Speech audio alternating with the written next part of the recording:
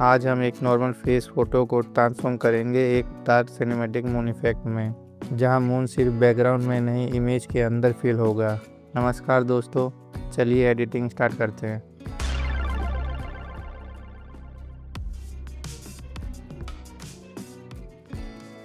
सबसे पहले एक डार्क लाइटिंग वाली इमेज चूज़ करते हैं। हमें सिर्फ फेस को फोकस रखना है, तो एक्स्ट्रा पार्ट को हटा देते हैं, सिर्फ फेस को विजिबल रखते हैं। इमेज क्लीन होनी चाहिए ताकि टेक्सचर इजीली ब्लेंड हो सके। आज की फ़ोटो मैनिपुलेशन में जो फेस पे टेक्सचर ब्लेंड करेंगे उसके लिए डिस्प्लेस ऑप्शन का यूज करने वाले हैं। और डिस्प्लेस का यूज करने के लिए जिस इमेज पर टेक्सचर ब्लेंड करना है उस इमेज की फ़ाइल को ब्लैक एंड वाइट इमेज में कन्वर्ट करना होता है, कुछ इस प्रकार से। अब इसको सेव कर लेंगे। अब इस ब्लैक एंड वाइट वाले प्रोजेक्ट पर वर्क नहीं करेंगे, इसका एक अलग प्रोजेक्ट बना लेंगे। ये देखिए, एक नॉर्मल प्रोजेक्ट है और एक ब्लैक एंड वाइट प्रोजेक्ट। फ़िलहाल के लिए ब्लैक एंड वाइट वाले प्रोजेक्ट को अभी हटा देते हैं। फेस का सिलेक्शन बना लेंगे। बीच में जितना एक्स्ट्रा सिलेक्शन बना है इसको ऐड कर लेते हैं। अब ये फेस का एक सिंगल सिलेक्शन है जिसकी मदद से मून क्लाउड वाली इमेज को फेस पे एडजस्ट करेंगे। इस फेस सिलेक्शन की एक अलग लेयर बना लेंगे। अब मून और क्लाउड्स वाली टेक्सचर इमेज को ऐड करेंगे। इसको फोरहेड और आई एरिया के अराउंड प्लेस करेंगे ताकि अटेंशन नेचुरली आई और मून पर जाए। मून टेक्सचर को फुल्ली विजिबल नहीं रखेंगे वरना इमेज फेक लगने लगती है। लेयर पे डबल क्लिक करेंगे, ये बॉक्स ओपन होगा। अब ब्लेंड इफ मोड अप्लाई करेंगे ताकि टेक्सचर स्किन के अंदर फील हो। अलग अलग सिचुएशन के हिसाब से ब्लेंडिंग मोड वर्क करता है। ज़रूरी नहीं ये जो मैं ब्लेंडिंग सेटिंग इस इमेज पे यूज कर रहा हूँ हर जगह यही यूज हो। आपको अपनी सिचुएशन के हिसाब से देख लेना है कहाँ कौन सी सेटिंग बैठेगी। मेरे केस में ब्लेंड इफ से ही ब्लेंड हो रहा है। अब इस पे डिस्प्लेस ऑप्शन का यूज करेंगे जिससे मून वाली इमेज फेस पर नेचुरली ब्लेंड हो जाए। लेयर को सिलेक्ट करके फ़िल्टर के अंदर डिस्टॉर्ट डिस्प्लेस पे क्लिक करेंगे। बॉक्स में स्टेप्स टू फिट को टिक कर लीजिए और यहाँ रिपीट एज पिक्सल को टिक कर लीजिए। यहाँ हॉरिजॉन्टल स्केल और वर्टिकल स्केल में अपनी सिचुएशन के हिसाब से नंबर डाल लीजिए। यहाँ पे हम 10-10 कर लेते हैं। अब जैसे ही ओके करेंगे तो हमें ब्लैक एंड वाइट प्रोजेक्ट जो क्रिएट किया था वो सिलेक्ट कर लेना है। अब टेक्सचर इमेज के साथ काफ़ी नेचुरली ब्लेंड हो चुका है।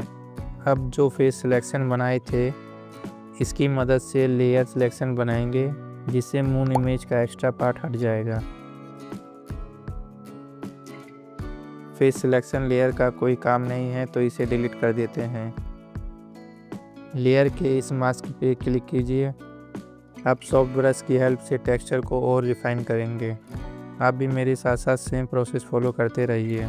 इमेज के टेक्सचर को रिफाइन करने के लिए ब्लैक ब्रश का यूज करेंगे और अगर कहीं टेक्सचर ज़्यादा रिमूव हो जाए तो टेक्सचर को वापस लाने के लिए वाइट ब्रश का यूज करेंगे। अब जितना आपको रिक्वायर है उसके हिसाब से ओपेसिटी को एडजस्ट कीजिए और फ्लो को भी। अब इसको रिफाइन करेंगे जितना चाहिए। मैं लिप्स, आइज, नोज़ और बाकी इम्पोर्टेंट एरिया को रिफाइन करूँगा ताकि इमेज क्लीन और नेचुरल लगे, क्योंकि सिनेमैटिक एडिट्स में सब जगह टेक्सचर विजिबल नहीं होता है। सॉफ्ट ब्लेंडिंग ही एडिट को रियलिस्टिक बनाती है।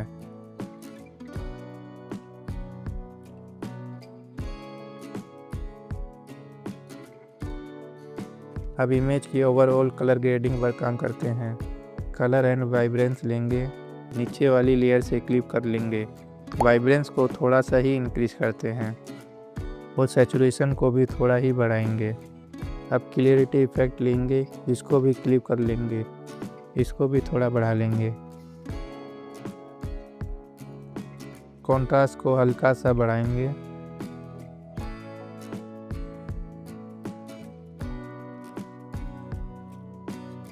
लेवल्स थोड़ा ले लेते हैं, इनको क्लिप कर लेते हैं। एक बात याद रखिए, क्लिपिंग मास्क सिर्फ उस लेयर पर इफेक्ट करता है जो उसके नीचे होती है।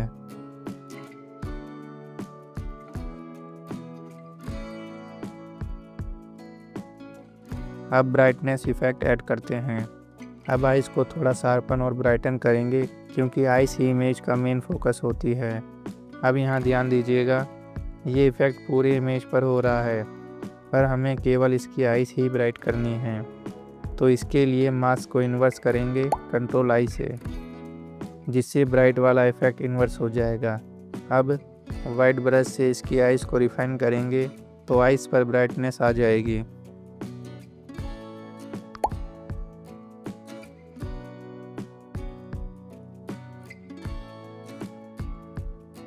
ये देखिए, इस इफ़ेक्ट की इंटेंसिटी को आप अपनी ज़रूरत के हिसाब से कम या ज़्यादा कर सकते हैं।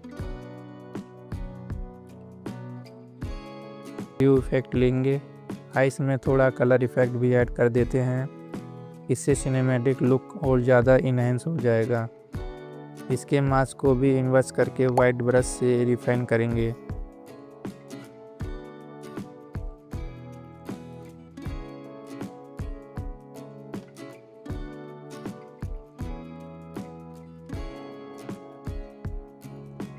ये देखिए, आइस में कलर इफ़ेक्ट ऐड होते ही इमेज और ज़्यादा सिनेमैटिक लगने लगी है। ओवर एडिट नहीं करना वरना इमेज अननेचुरल लगने लगेगी। नोज़ को थोड़ा और रिफाइन कर लेते हैं।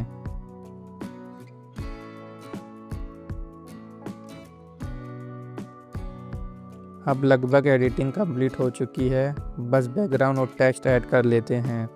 पहले इस सारी लेयर को सिलेक्ट करके एक सिंगल इमेज में कन्वर्ट कर लेते हैं। इस इमेज को नए प्रोजेक्ट में ले जाते हैं।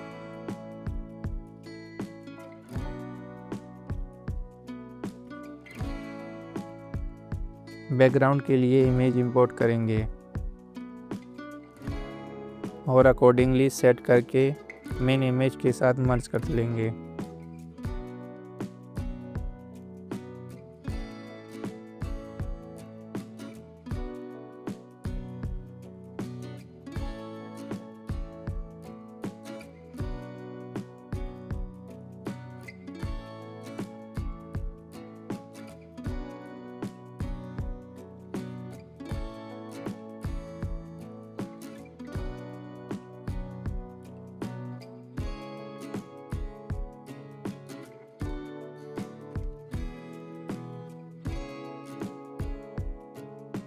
अब बैकग्राउंड को थोड़ा ब्लर करने के लिए गॉसियन ब्लर फिल्टर यूज करेंगे। रेडियस 7 कर लीजिए यहाँ पर। टेक्स्ट को ऐड करके थोड़ा इफेक्टिव बना लेते हैं।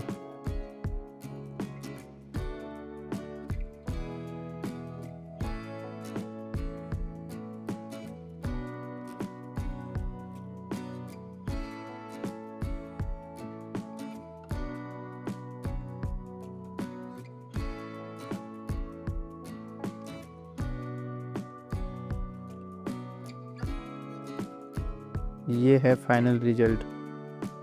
अब मून सिर्फ बैकग्राउंड का पार्ट नहीं, इमेज की फीलिंग बन चुका है।